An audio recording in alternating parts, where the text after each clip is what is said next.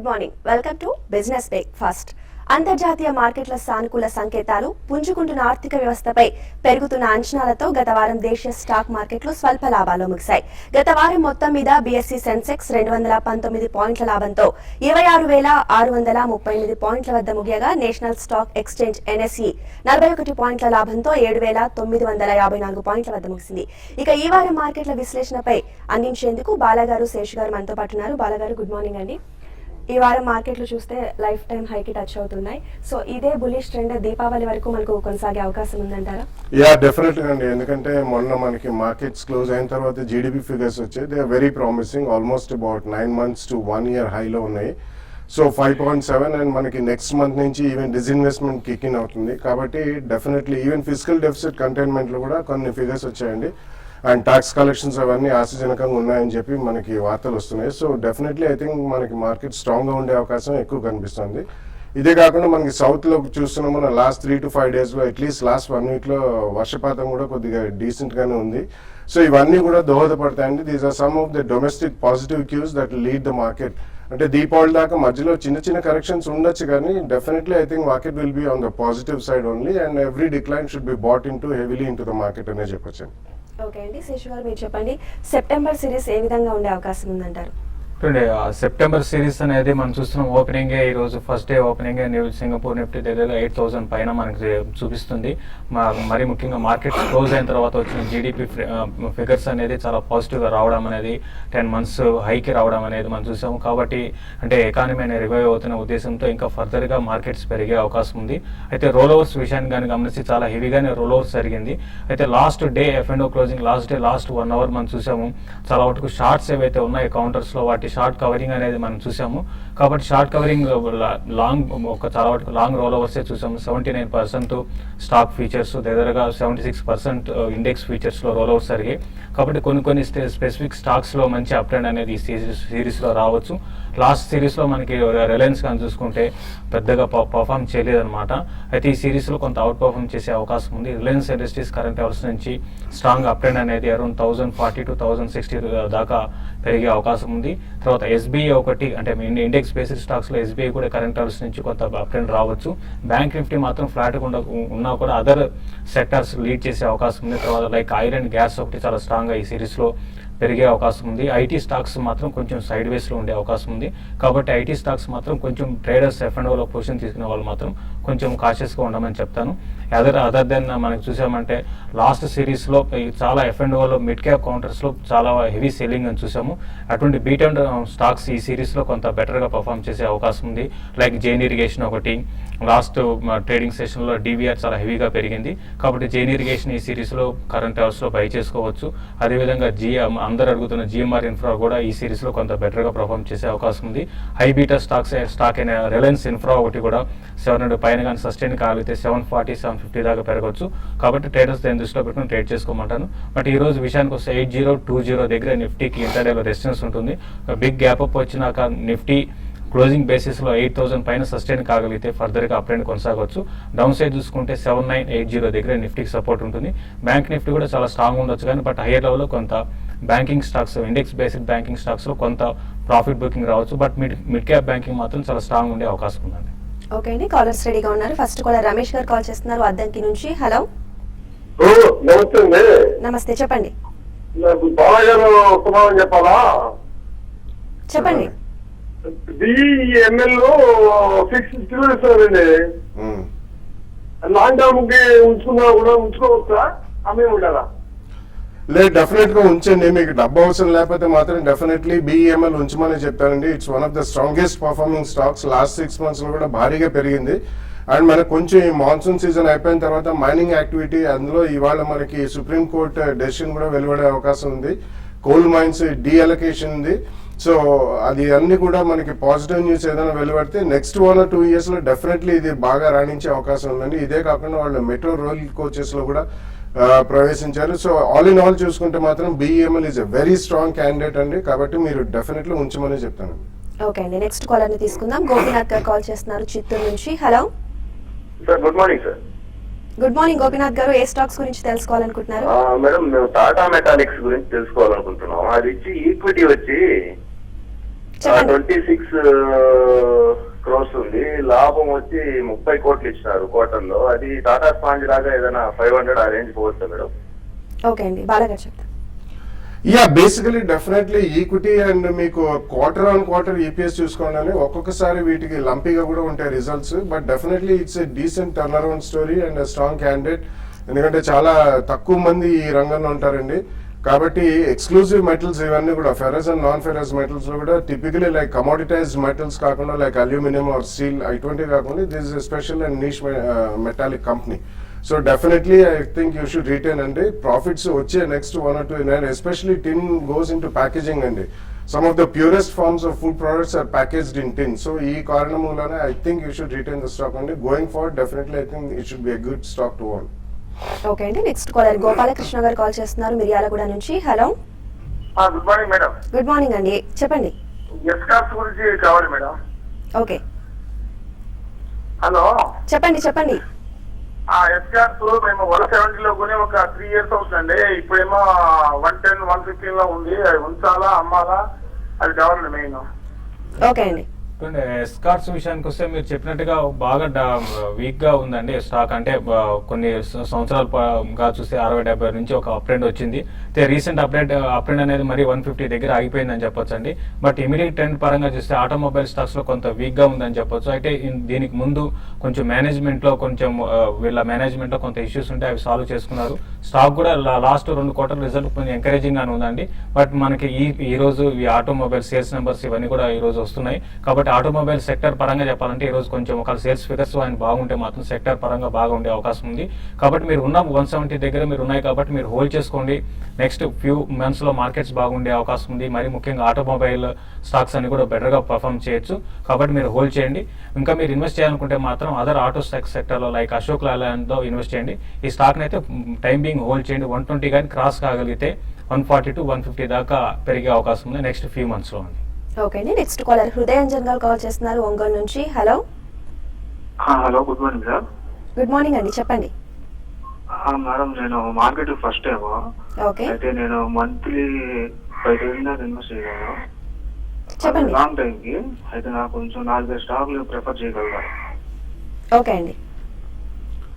Yeah directly కొత్తగా వస్తున్నా అంటున్నారు కాబట్టి మార్కెట్లో డైరెక్ట్ అవగాహన లేకపోతే I think you should go mutual fund roots అండి.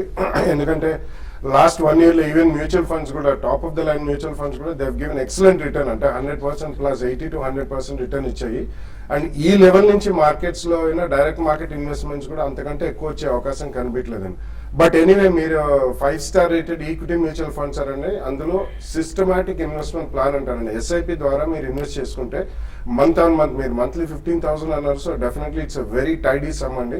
కాబట్టి నా ఒపీనియన్ లో HDFC Top 200, HDFC Equity, ICICI Prudential, Focus Blue Chip Fund, Franklin Templeton Prima Fund ఒకటి, Birla Sun Life Front Line Equity Fund, ఇటువంటి వాటిలో ఎస్ఐపి ద్వారా చేస్తే డెఫినెట్లీ మీకు మంచి రిటర్న్స్ వచ్చే అవకాశం ఉంది నెక్స్ట్ 1 year లో. డైరెక్ట్ మార్కెట్ కి I think you can take some time to learn the process through mutual funds అని. తర్వాత 6 months అయిన తర్వాత వాళ్ళు పంపించే స్టేట్మెంట్స్ చూసి మీకు కొద్దిగా అవగాహన వస్తుంది. అప్పుడు డైరెక్ట్ మార్కెట్ ఇన్వెస్ట్మెంట్ స్టార్ట్ చేయడం ఉత్తమం అండి. ఓకే అండి, నెక్స్ట్ కాలర్ లక్ష్మీ ప్రసాద్ గారు కాల్ చేస్తున్నారు విజయనగరం నుంచి. Hello, good morning sir. Good morning అండి, చెప్పండి. బీజేఆర్ ఐడియాలో భూషణ్ స్టీల్ ఈ రేంజ్ లో తీసుకొస్తారా? ఓకే అండి. చూడండి, భూషణ్ స్టీల్ అంటే మనం చూసాం రీసెంట్ గా ఇది మేనేజ్మెంట్ చైర్మన్ ని మనకి సిబిఐ అరెస్ట్ చేయడము, ఈ కాంట్రవర్సీస్ అన్ని ఉన్నాయండి. కాబట్టి ఆల్మోస్ట్ రోజు కూడా డౌన్ సైడ్ సీలింగ్ ఈ స్టాక్ లో చూస్తున్నాము. కాబట్టి రిస్క్ అనేది చాలా హెవీగా ఉంటుంది. గోయింగ్ ఫార్వర్డ్ అంటే వచ్చే కొద్ది రోజుల్లో మనం దీన్ని ఇన్వెస్ట్మెంట్ గా మాత్రం ట్రీట్ చేయలేమండి. బట్ షార్ప్ బౌన్సెస్ వస్తాయి. బట్ దానికి నేను బై చేయమని చెప్పను. ఇంకా ఈ స్టాక్ వీక్ అయ్యే అవకాశం ఉందండి. కరెంట్ లెవెల్స్ నుంచి ఈ స్టాక్ అరౌండ్ 85-80 లెవెల్స్ కూడా టెస్ట్ చేయొచ్చు. మీరు ఎటువంటి పరిస్థితుల్లో కూడా ఈ స్టాక్ బై చేసుకోకండి. ఎగ్జిట్ ఆల్రెడీ పొజిషన్ ఏమంటే మాత్రం ఎగ్జిట్ కమని చెప్తాను. బీజీఆర్ ఎనర్జీ విషయానికి వస్తే దాన్ని మాత్రం బై చేసుకోవచ్చు అని కరెంట్ లెవెల్స్ లో మీరు స్టాక్ ని బై చేసుకోండి. ఇక్కడ నుంచి కొంత రిటర్న్ పెరగడానికి అవకాశం ఉందండి. ఓకే అండి, మరింత మంది కాలర్స్ తో మాట్లాడే ముందు షార్ట్ బ్రేక్ తీసుకుందాం. బిజినెస్ బ్రేక్ఫాస్ట్ లో short break.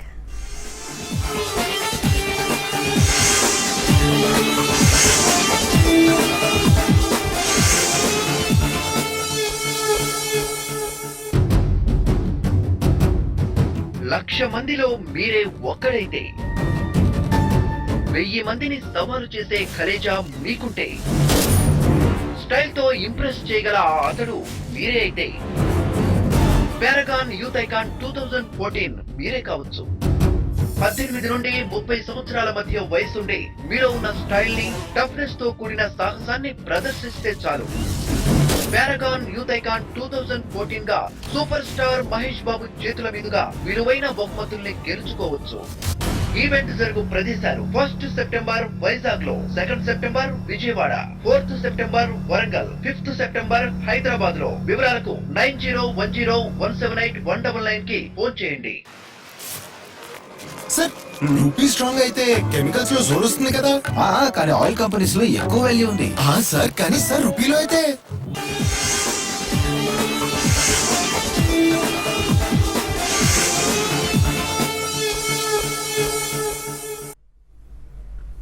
Welcome back to business breakfast. Next caller Bhaskar garu call చేస్తున్నారు తాడేపల్లిగూడెం నుంచి. హలో, గుడ్ మార్నింగ్ ఆలాఫీ అండి. చెప్పండి భాస్కర్ గారు. మేడం సెఫర్ స్టెర్లైట్ 300 లో బై చేశానండి. ఓకే అది వాటర్ ఫార్మా ప్రెసెంట్ రేట్ లో బై చేశాను. ఓకే అండి, ఈ రెండింటి గురించి చెప్తారు. అలాగే ఓకే. యా, ఫస్ట్ స్టాక్ ఏదైనా సీసా స్టెర్లైట్. సీసా స్టెర్లైట్. యా, ఐ థింక్ ఈ రోజు కొంచెం మనకి ఆ సుప్రీం కోర్టు ఇది వెలువడిన తర్వాత lot of clarity will come అండి. అది కోల్ మైన్స్ కి సంబంధించిన సీసా స్టెర్లైట్ లాస్ట్ 2 years లో కూడా ఎక్సెప్షనల్లీ గుడ్ పర్ఫార్మెన్స్ చూసాం. కానీ మనకి రీసెంట్లీ ఈవెన్ గోవా వాళ్ళు కూడా మైనింగ్ మీద బ్యాన్ ఎత్తివేయడం అనేది చూసాం. So it's a decent company అండి. బట్ వేదాంత గ్రూప్ కి చెందింది. ఆ గ్రూప్ కి అంత మనకి ఇన్వెస్ట్మెంట్ ఫ్యాన్సీ అనేది లేదు. భారీగా పెరిగింది కాబట్టి ఫ్రెష్ ఇన్వెస్ట్మెంట్స్ కి కొద్దిగా ఆగమని చెప్తాను. You can by probably about 10-15% down the line మీరు కొనుక్కోవచ్చండి. కానీ ఒక్క ప్రైస్ పాయింట్ లో కొనితే 2 or 3 ప్రైస్ పాయింట్స్ లో కొనుక్కుంటే మీకు మేలుగా ఉంటుంది. ఓకే అండి, నెక్స్ట్ కాల్ అని తీసుకుందాం. ప్రసాద్ గారు కాల్ చేస్తున్నారు ఈస్ట్ గోదావరి నుంచి. హలో. హలో, నమస్తే అండి. నమస్తే ప్రసాద్ గారు, చెప్పండి. తులిపి టెలికామ్ అండి తీసుకున్నామండి. కొద్దిగాను కింగ్ ఫిషర్ కూడా తీసుకున్నామండి. ఓకే, ఆర్గనాకు తీసుకున్నామండి. ఈ 3 షేర్ల గురించి హోల్డ్ చేయమంటారా లేదా ఎగ్జిట్ అవ్వమంటారా? ఓకే అండి. అంటే మీరు తీసుకున్న స్టాక్స్ అన్ని కూడా 10 రూపాయల లోపల ఉన్నాయి కదా అని ఇవి బాగా రిటర్న్ రావచ్చు అనే ఉద్దేశంతో మీరు తులిప్ టెలికాము, తర్వాత కింగ్ ఫిషర్ ఇటువంటి తీసుకున్నారండి. అన్ని కూడా ఏంటంటే మీరు తీసుకున్నవన్నీ కూడా మంచి స్టాక్స్ కాదండి. ఇప్పుడు ఆల్రెడీ కొంచెం ఈ తులిప్ టెలికామ్ ఒక 2% దాకా 4% దాకా పెరిగింది. మీరు స్లోగా ఇట్లా పెరుగుతున్నప్పుడే తులిప్ టెలికామ్ నుంచి ఎగ్జిట్ కమ్మని చెప్తాను. వీటికన్నా క్వాలిటీ స్టాక్స్ చాలా ఉన్నాయండి. ఆల్రెడీ మార్కెట్ చాలా బులిష్ ఉన్నాయి. మంచి క్వాలిటీ స్టాక్స్ చూస్తే మంచి రిజల్ట్ అనౌన్స్ చేసిన stock mid cap and small క్యాప్లో చాలా ఉన్నాయి. అటువంటి వాటిలో సెలెక్ట్ చేసుకోమంటాను. ఈ 2 కూడా మీరు ఎగ్జిట్ కమ్మని చెప్తారండి. ఓకే అండి, నెక్స్ట్ కాల్ అని తీసుకుందాం. వీరప్ప గారు కాల్ చేస్తున్నారు కర్నూలు నుంచి. హలో. నమస్తే. నమస్తే అండి, చెప్పండి. నేను డిఎల్ఎఫ్ 196లో 500 షేర్స్ బై చేశాను. ఆ పొజిషన్ చాలా వీక్ అయిపోయింది. 173-175 రేంజ్ అయింది. దాని పొజిషన్ ఒకసారి క్లారిటీ చేస్తారండి. ఓకే అండి, చెప్తారు. చూడండి, డిఎల్ఎఫ్ మరీ ఇట్లా వీక్ కావడానికి ప్రధాన కారణం అంటే మనకి సుప్రీంకోర్టు లాస్ట్ వీక్ వచ్చిన డెసిషన్ వల్ల అదే రోజు స్టాక్ దగ్గర 5% దాకా పడ్డం చూసాము. 650 crores పెనాల్టీ దీని మీద విధించిందండి. అది 3 months లో పే చేయాల్సి ఉంటుంది. కాబట్టి ఏంటంటే నెక్స్ట్ ఒక 1 or 2 quarters ప్రాఫిట్స్ అనేది బాగా తగ్గే అవకాశం ఉంది. ఆల్రెడీ కంపెనీకు డెడ్ బాటన్ కూడా ఉందండి. అది ఒక కారణం చెప్పొచ్చు. బట్ ఏదైనా కూడా మీరు లాంగ్ టర్మ్ ఇన్వెస్ట్మెంట్ కోసం అయితే మీరు హోల్డ్ చేయండి. డౌన్ సైడ్ చూసుకుంటే అరౌండ్ 165 నుంచి 160 రూపీస్ దాకా రావచ్చు. మళ్ళీ 180-185 దాటితేనే మళ్ళీ స్టాక్ లో 200 రూపీస్ దాకా పెరగొచ్చండి. బట్ టైం బీయింగ్ కొంత వీక్ గా ఉండొచ్చు. మీరు లాంగ్ టర్మ్ తీసుకుంటే మాత్రం మీరు హోల్డ్ చేయమని చెప్తారండి. ఓకే అండి, నెక్స్ట్ కాల్ అని తీసుకుందాం. కృష్ణారెడ్డి గారు కాల్ చేస్తున్నారు విజయవాడ నుంచి. హలో. Hello madam. చెప్పండి కృష్ణారెడ్డి గారు. నమస్తే అండి. మేడం, ఇది అశోక్ లైలాండ్ గురించి కొంచెం తెలుసుకోగలరా అండి? దాని స్ట్రాటజీ గురించి. ఓకే, అదొక్కటేనా అండి? ఓకేనండి. ఓకే అండి, చెప్తారు. అంటే ట్రేడింగ్ పరంగా మీరు అడుగుతున్నారండి. అశోక్ లైలాండ్ విషయానికి వస్తే ఈ సిరీస్ మంచి రోల్ ఓవర్స్ అని కూడా బాగానే రావడం చూసామండి. అయితే కంపెనీ టర్న్ అరౌండ్ స్టోరీ వచ్చే అవకాశం కూడా ఉంది. ఎందుకంటే లాస్ట్ 2-3 quarters కొంచెం అంటే ముందు చాలా హెవీగా లాస్ ప్రకటిస్తున్నారు. అయితే కొంచెం లాస్ అనేది తగ్గుతూ వస్తుందండి. తర్వాత సేల్స్ కూడా ఫిగర్స్ కూడా బాగా పెరగడం చూసాము. కాబట్టి ఇవన్నీ దృష్టిలో పెట్టుకుంటే డెఫినెట్ గా అశోక్ లైలాండ్ కరెంట్ అవర్స్ నుంచి బాగా పెరగచ్చు. అయితే ఈక్విటీ చాలా పెద్ద ఈక్విటీ అండి. అది దృష్టిలో పెట్టుకోండి. ప్లస్ ఈ రోజు సేల్స్ నెంబర్స్ ఉన్నాయండి. కాబట్టి నా ఉద్దేశం ప్రకారం 38 రూపీస్ కానీ క్రాస్ కాగలిగితే టువర్డ్స్ 45-50 రూపీస్ దాకా పెరగచ్చు. డౌన్ సైడ్ చూసుకుంటే అరౌండ్ 34 and 32 దగ్గర చాలా స్ట్రాంగ్ సపోర్ట్ ఉందండి. ఓకే అండి, నెక్స్ట్ కాల్ అని తీసుకుందాం. వెంకటేశ్వర గారు కాల్ చేస్తున్నారు కర్నూలు నుంచి. హలో. హలో, చెప్పండి వెంకటేశ్వర గారు. అది జెటీ వేస్ట్ ఒకసారి చెప్పమని చెప్పండి. ఇంకొకసారి అడగండి. హలో, జెట్ ఎయిర్వేస్ హోల్డింగ్ ఉంచుతా ఎట్లా పొజిషన్ కనుక్కోవాలండి? ఓకే అండి, చెప్తారు. Yeah, it's not a great idea to own airline stocks అండి. జనరలీ కూడా అది మనకి 2 years back jet Etihad deal అయినప్పుడు వాళ్ళు కొండమే 700 రూపీస్ దగ్గర కొన్నారండి. దాని తర్వాత అది ఆల్మోస్ట్ అబౌట్ 240-250 దాకా పడడం జరిగింది. జనరలీ మనకి ఎయిర్లైన్ ఇండస్ట్రీలో లాసెస్ ఎక్కువ వస్తాయండి, బట్ షేర్ హోల్డర్ లెవెల్లో మనకి రిటర్న్స్ అనేది రాదు. సో ఒకవేళ మీరు ఆల్రెడీ ఉంటే మాత్రం కొంచెం ఓవరాల్ గా క్రూడ్ పెట్రోలియం పడ్డది కాబట్టి ఎయిర్లైన్ టర్బైన్ ఫ్యూల్ ఏటీఎఫ్ కూడా కొంచెం పడే ఛాన్స్ ఉంది. అటువంటిప్పుడు స్పోర్ట్స్ వచ్చినప్పుడు ఈ సెక్టర్ నుంచి బయటపడిపోవడం ఎంతైనా ఉత్తమం అండి. Most of the airline stocks world over, ఇక్కడ ఇండియాలోనే కాదు ఎక్కడ కూడా మనకి మంచి రిటర్న్ అనేది. సో స్పోర్ట్స్ లో మీరు బయటకు వచ్చేసి మీరు you can invest in other sectors. Okay బాలగారు, ఇన్వెస్టర్స్ ఎటువంటి సెక్టార్స్ ని ప్రిఫర్ చేస్తే బెస్ట్ అంటారు? అంటే బేసికలీ ఇప్పుడు ఓవరాల్ మార్కెట్ అంతా సెంటిమెంట్ పరంగా బాగుంది, ఫండమెంటల్స్ కూడా పికప్ అవుతున్నాయండి. మైక్రో ఎకనామిక్ ఫండమెంటల్స్ పికప్ అవుతున్నాయి కాబట్టి కొంచెం cyclical stocks, especially automobiles, auto ancillary ఒకటి, బిల్డింగ్ కన్స్ట్రక్షన్ మెటీరియల్ కంపెనీస్ ఒకటి, ఈ రెండు కూడా బాగా ఉండే అవకాశం ఉందండి. ఓవరాల్ గా డిఫెన్సెస్ అని మనం పరిగణలోకి ఎప్పుడు తీసుకుంటాం, IT and pharma. But definitely even those mid and small cap stocks IT and ఫార్మాలో కూడా బాగా రాణించే అవకాశం ఉంది. సో ఇవి పక్కన పెడితే ఎఫ్ఎంసీజీ స్టాక్స్ ఒకటి అవాయిడ్ చేయాలండి. అండ్ స్పెసిఫికలీ కొన్ని బ్యాలెన్స్ షీట్స్ బాగున్న ఇన్ఫ్రాస్ట్రక్చర్ కంపెనీస్ ఒకటి, హౌసింగ్ ఫైనాన్స్ కంపెనీస్ ఒకటి, ఇవన్నీ కూడా ఇతరత్ర నెక్స్ట్ 2-3 years లో బాగా ఉండే అవకాశం ఉంది. సో అవాయిడ్ చేయడంలో basically infrastructure stocks which are heavily debt ridden, so అటువంటి స్టాక్స్ అవాయిడ్ చేస్తే మంచిది. ట్రేడర్స్ అయితే definitely they can follow technicals and buy and sell the stocks and make some money అండి. అదర్వైజ్ ప్యూర్లీ ఫండమెంటలీ చూసుకుంటే మాత్రం మనకి infrastructure ఒకటి, real estate రంగంలో కొన్ని కంపెనీస్ ఇవన్నీ కూడా డెఫినెట్లీ అవాయిడ్ చేయాలనే చెప్తానండి. బట్ ఓవరాల్ గా ఎఫ్ఎంసీజీ ప్యాక్ ఒకటి and infrastructure heavy debt ridden companies తప్పించి జనరల్ మార్కెట్ అంతా కూడా మూవ్ అయ్యే అవకాశం ఉంది. కాబట్టి మరీ పెన్నీ స్టాక్స్ కాకుండా రీజనబుల్లీ గుడ్ బ్యాలెన్స్ షీట్స్ ఉన్నవి, ఫ్రంట్ లైన్ స్టాక్స్ లో కూడా మంచి అవకాశాలు రియాక్షన్ అయినప్పుడు వస్తుంటాయి. అటువంటి వాటిలో plus mid and small cap stocks లో డిఫరెంట్ 5 to 7 సెక్టర్స్ ఇప్పుడు చెప్పాం, అటువంటి వాటిలో ఇన్వెస్ట్ చేసుకుంటే నెక్స్ట్ 2-3 years లో మంచి లాభాలు వచ్చే అవకాశం ఉందండి. ఓకే అండి, నెక్స్ట్ కాలర్ రెడీగా ఉన్నారు. వెంకటేశ్వర్లు గారు కాల్ చేస్తున్నారు గుంటూరు నుంచి. హలో, గుడ్ మార్నింగ్ మేడం గారు. గుడ్ మార్నింగ్, చెప్పండి. నమస్తే అండి శేషు గారు. నమస్కారం. సార్, ఈ జిఎంఆర్ ఇన్ఫ్రా ఈ సిరీస్ లో పెరగొచ్చు, బై చేసుకోవాలని అంటున్నారు కదా. నా అంత ముందు 38 లో ఉన్నాయి సార్. మళ్ళీ ఇప్పుడు ప్రెసెంట్ బై చేసుకొని ట్రేడ్ చేసుకొని లో కొని హైలో అమ్మేయాలనుకుంటున్నాను సార్. ఎక్కడ బై చేసుకోవచ్చు, స్టాప్ లాస్ ఎక్కడ పెట్టుకోవచ్చు, లేదా ఏదైనా డౌన్ సైడ్ ఇంకా ఉందంటారా? చూడండి, జిఎంఆర్ ఇన్ఫ్రాకి అరౌండ్ 24 దగ్గర కొంచెం బాటమ్ అవుట్, తర్వాత కొంచెం బేస్ ఫామ్ అయినట్టు మనకి ప్యూర్ ట్రేడింగ్ పరంగా చెప్పాలంటే చెప్పొచ్చు అండి. ప్లస్ యాక్టివిటీ దీంట్లో చూస్తే చాలా హెవీ యాక్టివిటీ చూస్తున్నాం, ట్రేడర్స్ ఎక్కువ ఇంట్రెస్ట్ అనేది దీంట్లో చూపిస్తున్నారు.